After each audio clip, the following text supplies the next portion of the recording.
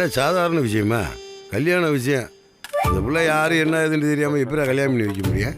ஏன் தெரியல, பேரு இந்திரா, ஊர் காஞ்சிபுரம், காலேஜ் படிச்சிருக்கு, இங்க ஹாஸ்டல்ல தங்கியிருக்கு, டெலிவரி பொண்ணா வேலை பார்க்குது.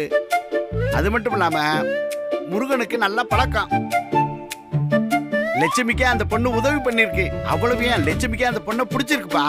இது எல்லாத்தையும் தாண்டி நல்ல பிள்ளையாவும் இருக்கு. இதுக்கு மேல கல்யாணம் பண்ணி வைக்க வேற என்ன வேணும்? ஏலே, இவாடு மனசுல பட்டதெல்லாம் படபடன்னு கொட்டி தொலையாது.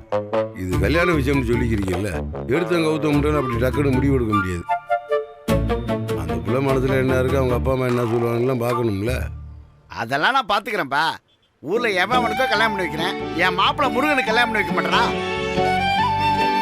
முருகனுக்கு அந்த பிள்ளைய கல்யாணம் பண்ணி வைக்க உனக்கு சம்மதமா மட்டும் சொல்லு, மத்ததை நான் பாத்துக்கிறேன்.